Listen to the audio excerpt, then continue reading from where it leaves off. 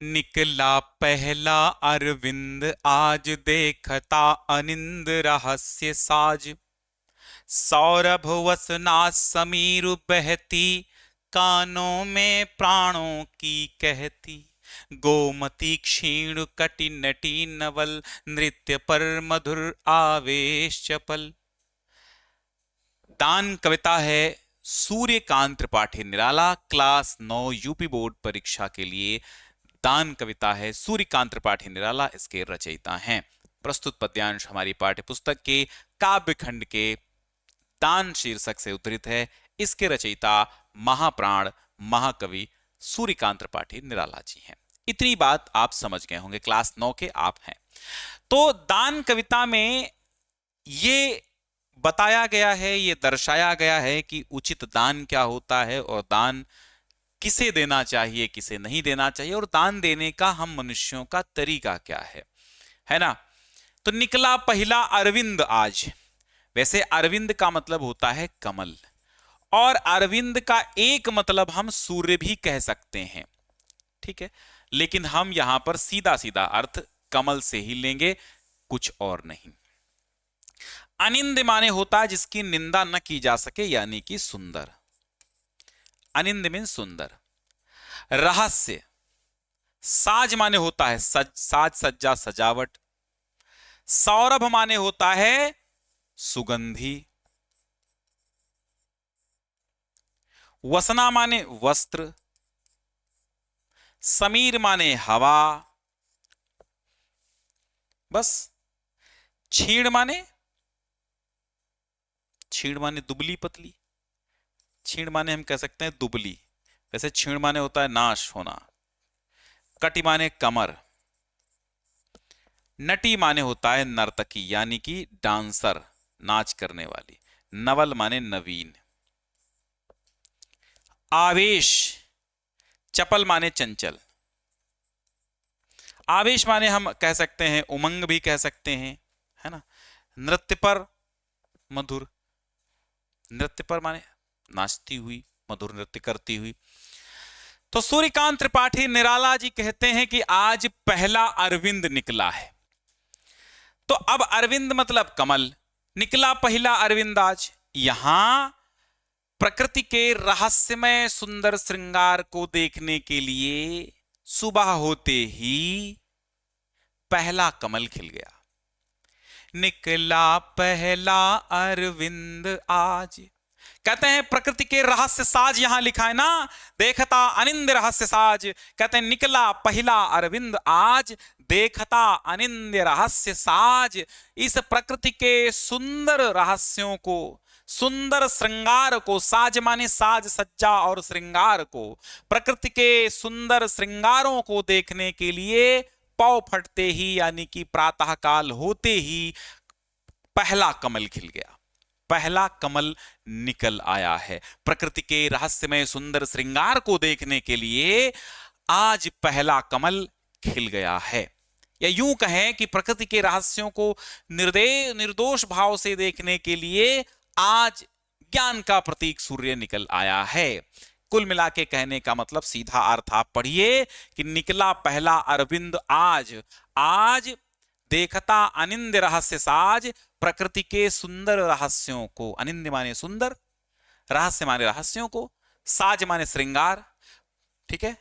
तो प्रकृति के सुंदर रहस्यों, प्रकृति के सुंदर श्रृंगारों को देखता हुआ आज प्रातःकाल ही पहला कमल खिल गया। अर्थ निकल आया, हो गया। सौरभ वसना समीर बहती, कानों में प्राणों के कहती। सौरभ वसना का अर्थ होता है, सौरभ वसना, सौरभ माने सुगंधी के वस्त्रों को पहनकर समीर बह रही है। अर्थात कहने का मतलब यह है कि सुगंधी रूपी वस्त्र पहनकर, वस्त्र धारण करके वायु मंद मंद बह रही है। कैसे बह रही है? सुगंधी के वस्त्र धारण करके वायु मंद मंद बह रही है। और कानों में प्राणों के कहती, कानों में प्राणों के कहती मतलब जब वह निकलती है, कानों के निकट से गुजरती है, तो ऐसा मालूम होता है कि वो प्राणों को पुलकित करने वाला गतिशीलता का संदेश दे रही है, कुछ प्राणों से कह रही है, कानों में प्राणों की कहती। गोमती क्षीण कटिनटी नवल। ऊपर तो प्रकृति के श्रृंगार का वर्णन है, प्रकृति का वर्णन है, यहां से शुरू होती है स्टोरी। एक इस कविता में कहानी भी है और कविता भी है, दोनों है, बहुत मस्त है, सुनिएगा तो मजा आएगा। गोमती क्षीण कटिनटी नवल। गोमती क्षीण है, कटि माने कमर से, नटी माने नर्तकी, नवल माने नवीन। क्षीण कटि माने दुबले पतले कमर वाली, अर्थात गोमती में पानी नहीं रह गया है, तो गोमती नदी को यहां पर कवि ने एक नायिका का रूप दे दिया है। तो यूं कहें कि यहां पर दो अलंकार हमें देखने को मिल रहे हैं, एक तो रूपक अलंकार ऊपर है और फिर यहां पर जो है मानवीकरण अलंकार है। उपमा, रूपक और मानवीकरण, ये तीन अलंकार यहां पर देखने को मिल रहे हैं और अनुप्रास अलंकार भी साथ साथ चलता है। गोमती क्षीण कटि नटी नवल, नृत्य पर मधुर आवेश चपल। कहते हैं कि गोमती नदी में कहीं कहीं पानी कम है, तो कहीं कहीं पानी कम होने से वो एक पतली कमर वाली नवेली नर्तकी सी जान पड़ती है। उसमें उठती गिरती लहरों के कारण वो धारा मधुर उमंग से भर करके नृत्य करती हुई सी जान पड़ती है। कम पानी है तो दुबले पतले शरीर वाली नर्तकी डांसर लग रही है। नृत्य पर मधुर आवेश चपल, और उमंग से भरकर, आवेश चपल माने उमंग से भर करके, आवेश माने उमंग, चपल माने चंचल, उमंग से भर करके चंचल वह मधुर नृत्य करती हुई प्रतीत हो रही है। तो इतने का अर्थ क्या निकला कि गोमती जो है वह दुबले पतले कमर वाली नर्तकी के समान प्रतीत हो रही है, जो उमंग से भर करके चंचलता के कारण नृत्य करती हुई सी प्रतीत हो रही है। बस इतना समझ में आ गया। बस फिर अब कवि आगे कहते कि मैं प्रातः पर्यटनार्थ चला, हाँ मैं प्रातः पर्यटनार्थ चला, लौटा आ पुल पर खड़ा हुआ। मैं प्रातः पर्यटनार्थ चला, लौटा आ पुल पर खड़ा हुआ। सोचा विश्व का नियम निश्चल, जो जैसा उसको वैसा फल, जो जैसा उसको वैसा फल।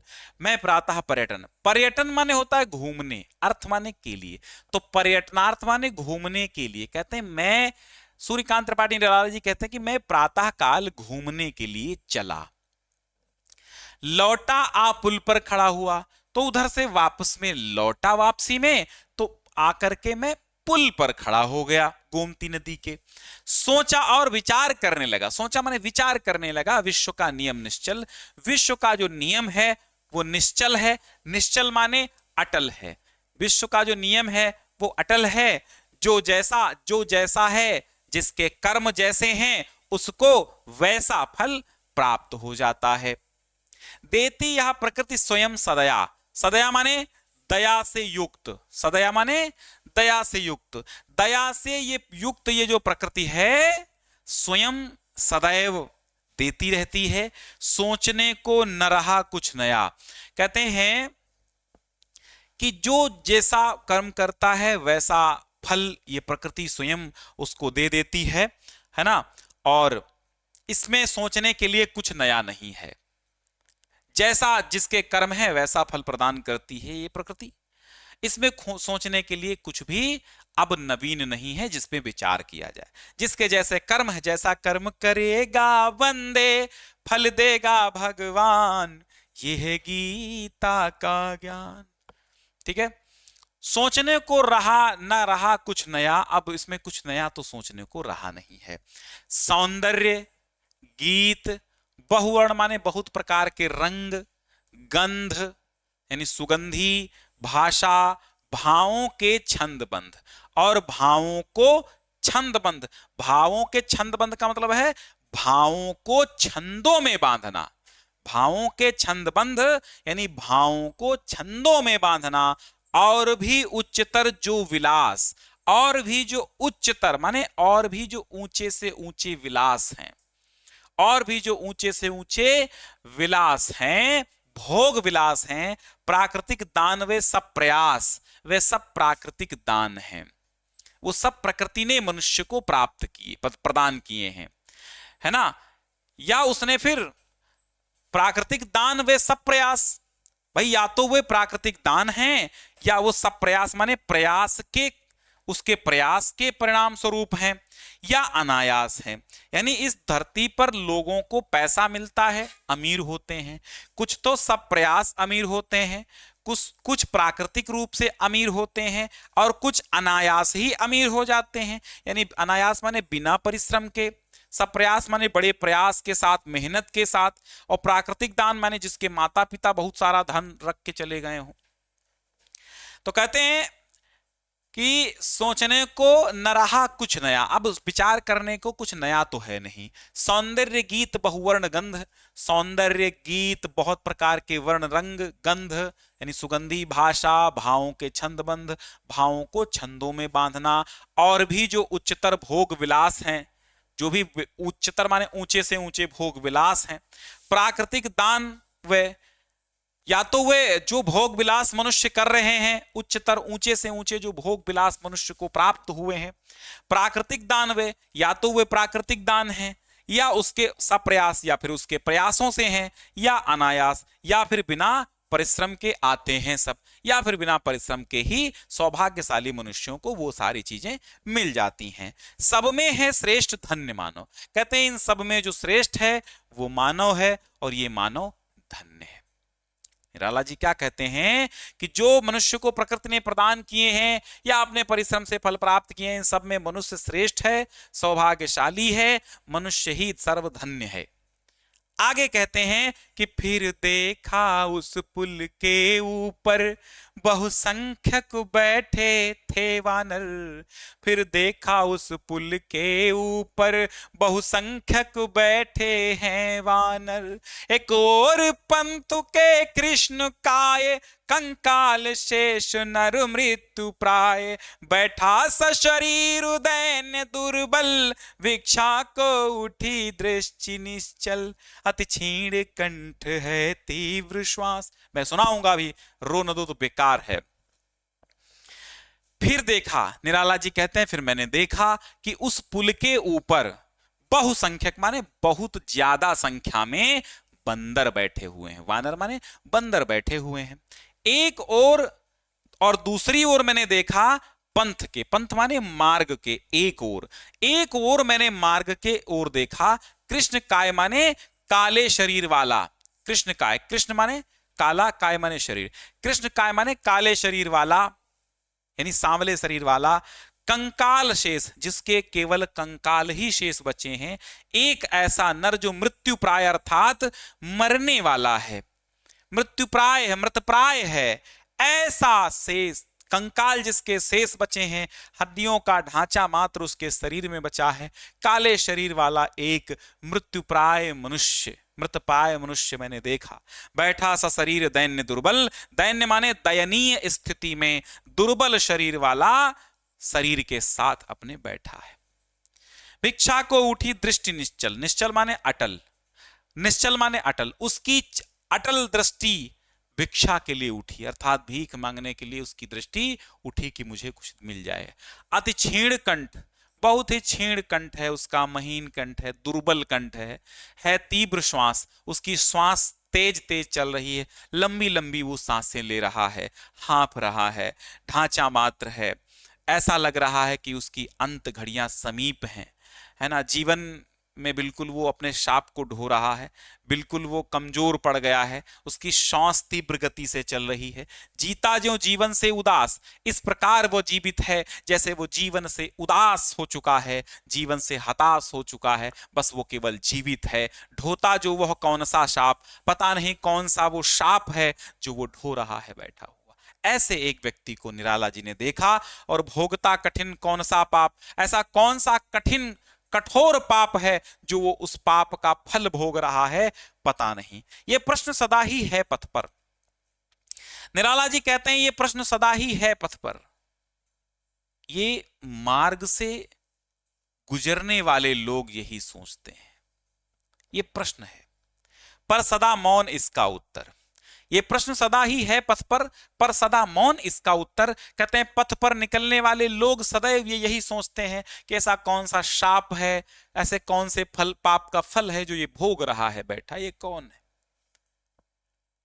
तो कहते हैं ये प्रश्न सदा ही है पथ पर, उस मार्ग पर आने जाने वाले सदैव यही प्रश्न करते हैं, यही सोचते हैं, पर सदा मौन इसका उत्तर, परंतु इसका उत्तर सदैव साइलेंट रहता है, इसका उत्तर किसी के पास नहीं है। जो बड़ी दया का उदाहरण वो पैसा एक उपाय करण। और जो बड़ी दया का उदाहरण है, अर्थात जो बड़ी दया का उदाहरण का मतलब है जिसके अंदर थोड़ी दया है, जो दयालु कहलाता है, तो वो एक पैसा उपाय करण है, जो अर्थात एक पैसा उपाय स्वरूप, प्रतिफल स्वरूप उसको एक पैसा फेंक देता है उसकी ओर। 100 पैसे में 1 रुपया होता है, लेकिन तब पैसा चलता था। कहते हैं जो बहुत बड़ी दया का उदाहरण है, यानी जिसके अंदर ज्यादा दया है, बस वो एक ही पैसा केवल भेज उसको उसकी ओर डाल देता है, फेंक देता है ना। जो अधिक दया का पात्र है, बस वो एक पैसा फेंक कर आगे बढ़ जाता है। आगे निराला जी कहते हैं कि मैंने झुक नीचे को देखा, ला ला ला ला ला ला ला ला ला ला ला, बड़ा मस्त है कि मैंने झुक नीचे को देखा तो झलकी आशा की रेखा, विप्रवर स्नान कर चढ़ा सलिल, शिव पर दुर्वादल तंडुल तिल। है कि मैंने झुक नीचे को देखा, फिर मैंने पुल के नीचे झुक करके देखा तो झलकी आशा की रेखा, तो मुझे थोड़ा सा आशा की रेखा नजर आई। मुझे ये लगा कि हाँ शायद ये विप्र ब्राह्मण जी हैं, तो पूजा ध्यान करके आ रहे हैं, तो ये अवश्य ही दान में इसको कुछ देंगे खाने पीने को। विप्रवर स्नान कर चढ़ा सलिल, सलिल माने होता है जल, ठीक है। कहते हैं एक विप्रवर यानी श्रेष्ठ ब्राह्मण जो कि स्नान करके चढ़ा सलिल माने वो जल चढ़ा करके शिव पर, शिव के ऊपर दुर्वादल माने दूब, जो दूब के तिनके होते हैं, दूब के तृण, घास जिसको बोलते हो, जो दूब चढ़ाई जाती है, तो दुर्वादल शिव के ऊपर चढ़ाते हैं। तंडुल और तिल, तंडुल माने चावल और तिल दूध, ये सब शिव जी के ऊपर चढ़ाया जाता है। तो भगवान शिव पर उन्होंने जो विप्रवार जो ब्राह्मण देव स्नान करके आ रहे थे, उन्होंने शिव पर जल चढ़ाया, शिव पर दुर्वादल तंडुल और तिल इत्यादि चढ़ाए, लेकर झोली आए ऊपर, और फिर वो अपनी झोली सीढ़ियों से मंदिर थोड़ा सा होगा नदी के पुल के किनारे होगा, तो कहा कि वो झोली आए ऊपर, झोली लेकर के आए, देखकर चले तत्पर वानर, और उन्होंने बस वानर को देखा और बंदरों को देखकर वे तत्पर माने बड़ी जल्दी से बंदरों की ओर ही वे चल पड़े। द्विज राम भक्त भक्ति की आस, द्विज राम भक्त, द्विज माने होता है ब्राह्मण, तो द्विजवर थे वे राम भक्त हैं। भक्ति की आस, भक्ति की आशा में भजते शिव को 12 मास, और इस भक्ति के कारण ही वो शिव जी को 12 मास यानी पूरे साल वो शिव का भजन करते रहते हैं। कर रामायण का पारायण, और रामायण का पारायण, पारायण माने होता है पाठ या फिर अध्ययन, वे रामायण का भी अध्ययन 12 मास करते रहते हैं। जपते हैं श्रीमन नारायण, और श्रीमन नारायण भगवान राम का भी नाम वे 12 मास जपते रहते हैं। दुख पाते जब होते अनाथ, कहते कपियों के जोड़ हाथ, और जब वे कभी दुख पाते हैं, जब वे कभी अनाथ होते हैं, परेशान होते हैं, अनाथ माने जिसके कोई न हो, जब वो अनाथ होते हैं, परेशान होते हैं, तो वे दुख पाते होते हैं, तो कहते कपियों, कपियों माने बंदरों के सामने वे हाथ जोड़ करके कहते हैं, प्रार्थना करते हैं बंदरों के सामने हाथ जोड़ करके।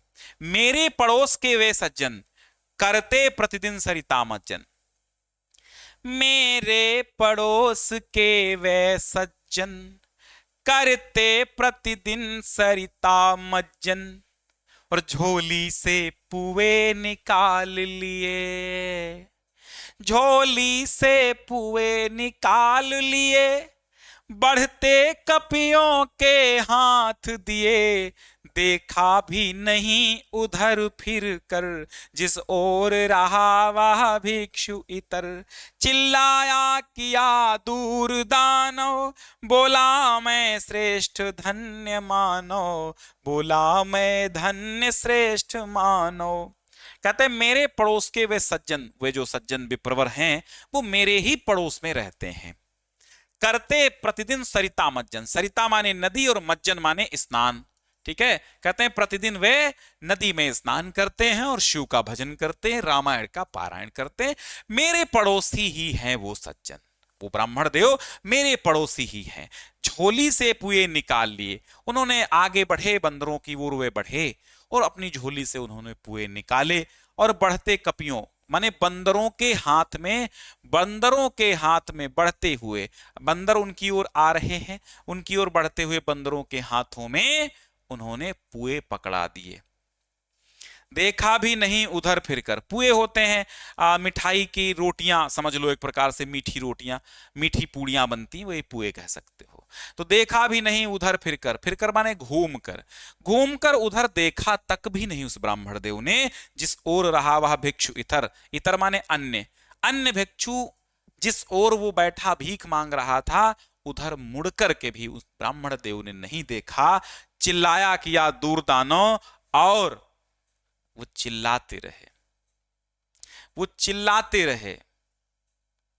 क्या चिल्लाते रहे? दूर दानो, दानो दूर हो जा, अब मुझे राक्षसी वृत्तियों से छुटकारा मिल गया, अब मुझे राक्षसी वृत्तियों से छुटकारा मिल गया, मेरा दानव दूर हो गया। क्या चिल्लाते रहे कि अब मेरा दानव दूर हो गया। बोला मैं धन्य श्रेष्ठ मानो, और मैंने कहा धन्य है श्रेष्ठ मानो, कि बंदरों से भी, जानवरों से भी निम्न कोटि का है ये मनुष्य। धन्य श्रेष्ठ मानो क्यों कहा? कि ईश्वर की सर्वश्रेष्ठ रचना है मनुष्य, उसकी इतनी दुर्गति कि उसे बंदरों से भी तुच्छ समझा गया।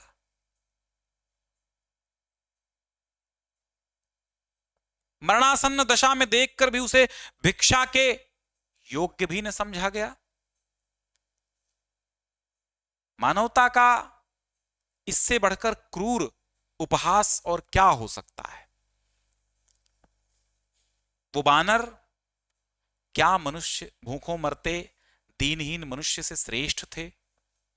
उनको तो सभी खिलाते हैं और वो तो अपना पेट उछल कूद कर पाल ही लेते हैं, लेकिन एक ऐसा एक भिखारी जिसकी स्थिति यह नहीं है कि वो उठ करके चल करके कुछ मांग खा सके, दूर जाकर के भी मांग ले, आपने उसको अनदेखा कर दिया, जानवरों से भी तुच्छ समझा। वाह रे मनुष्य! तभी कहा देखा मैं श्रेष्ठ धन्य मानो। तो दान किसे देना चाहिए यह भी हमें और आपको पता होना चाहिए। दान तो हम सभी देते हैं, भिखारी को भीख देना चाहिए, बिल्कुल देना चाहिए। किसको? जो सुपात्र है। कुपात्र को दान कभी मत देना, क्योंकि अपात्र को दिया हुआ दान पाप का भोगी कराता है आपको। किसी हट्टे कट्टे नौजवान को आप दान देंगे जो काम नहीं करता, सिर्फ मांगता है भीख, ऐसे लोगों को भगाना है, क्योंकि ये लोग बिजनेस मानते हैं उस भीख को। लेकिन एक बूढ़ा बुजुर्ग जो चल नहीं सकता, जो बीमार है, जो लाचार है, गरीब है, उसको आप भीख जरूर दें। छोटे छोटे बच्चे जो आपको स्टेशन पर भीख मांगते मिलते हैं, 4-4 5-5 साल के, 3-3 4-4 साल के, इनको आप भीख मत दीजिए। मैं इसके खिलाफ हूं। क्यों खिलाफ हूं ये भी आपको मैं बताए देता हूं। क्योंकि हो सकता है वो किसी बड़े स्कैम के अंदर फंसे हों। तो अगर आप उनको भीख देते हैं तो आप भिखारियों की संख्या में इजाफा करते हैं।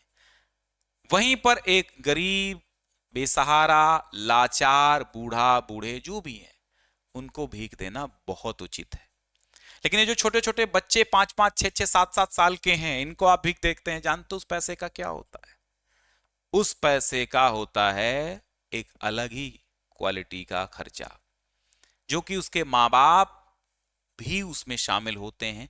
कभी कभी तो बड़े भिखारियों वाले गैंग से, जो कि जो जो ये होते हैं, क्या बोलते हैं यार, वो जो भिखारी माफिया होते हैं ना, भिखारी माफिया, उनके चंगुल में भी फंसे होते हैं। जब भीख मिलनी बंद हो जाएगी छोटे बच्चों को, तो भिखारी लोग क्या ही करेंगे, वो मतलब जो भिखारी माफिया हैं, भिक्षा माफिया हैं, भीख माफिया हैं, वो क्या करेंगे, धीरे धीरे वो बच्चों को उठाना बंद कर दें, क्योंकि बच्चों को कोई फीस नहीं देता। और बच्चों के लिए सरकार ने 14 साल तक निःशुल्क शिक्षा दी है।